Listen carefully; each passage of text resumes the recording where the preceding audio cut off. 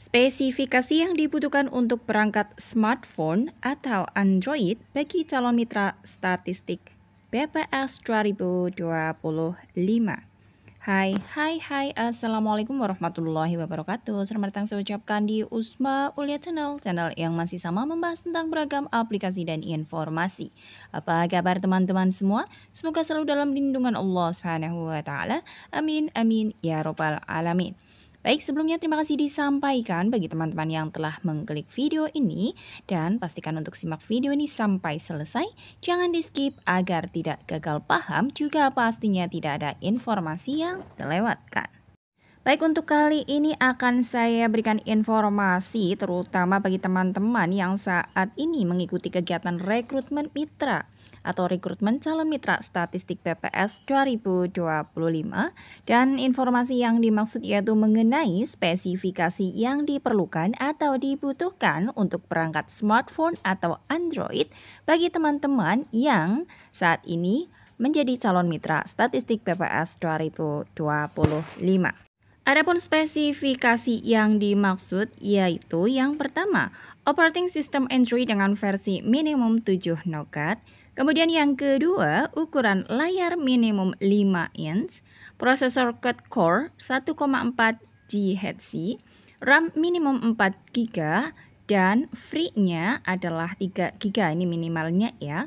Kemudian memori internal 32 GB dengan free space 3 GB. Berikutnya, memiliki fitur GPS yang berfungsi dengan baik, dapat terkoneksi dengan internet, baik melalui Wi-Fi atau 3G atau 4G atau LTE. Informasi bagi teman-teman kenapa atau mengapa harus ada spesifikasi tertentu, karena sebagai informasi untuk teman-teman sekalian terutama bagi calon mitra statistik BPS 2025, saat ini untuk kegiatan-kegiatan BPS sudah sebagian besar menggunakan aplikasi. Nama aplikasinya adalah aplikasi Fasi, dan teman-teman untuk mengakses aplikasi tersebut maka handphone atau Android atau smartphone yang teman-teman miliki harus memenuhi spesifikasi yang dimaksud. Lalu apakah teman-teman yang saat ini menjadi calon mitra statistik apabila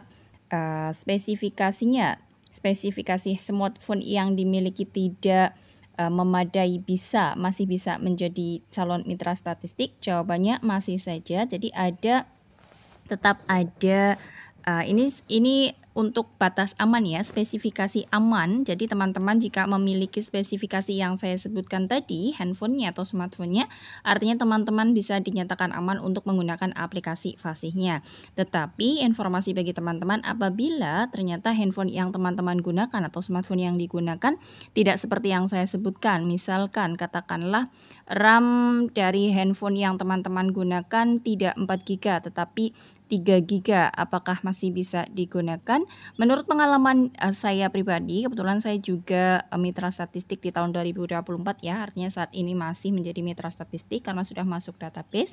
Dan untuk Android yang saya gunakan yaitu 3 RAM-nya, RAM 3, dan alhamdulillahnya masih bisa digunakan karena space memori internalnya di handphone saya adalah 64 GB dan free space internal atau memori internalnya masih lumayan banyak, ada 40 GB lebih ya. Jadi lumayan aman. Jadi poin penting di sini apabila handphone teman-teman tidak RAM 4 ya, RAM-nya tidak 4. Jika memiliki handphone teman-teman RAM yang digunakan minimum 4 itu sudah dikatakan aman untuk mengikuti segala jenis kegiatan di BPS yang menggunakan aplikasi nantinya. Tetapi misalkan handphone atau smartphone yang teman-teman gunakan tidak 4 GB RAM-nya atau RAM-nya 3 GB katakanlah seperti itu, masih tetap bisa menggunakannya asalkan dengan persyaratan space di memori internalnya itu masih banyak. Dan selain itu untuk smartphone atau handphone yang teman-teman gunakan juga dipastikan kameranya baik depan maupun belakang masih berfungsi dengan baik ya. Karena tidak menutup kemungkinan teman-teman perlu untuk mengambil baik open kamera atau jika menggunakan aplikasi biasanya ada tagging, tetapi akan sangat dibutuhkan administrasi pendukung kegiatan terutama bagi mitra pendataan ya.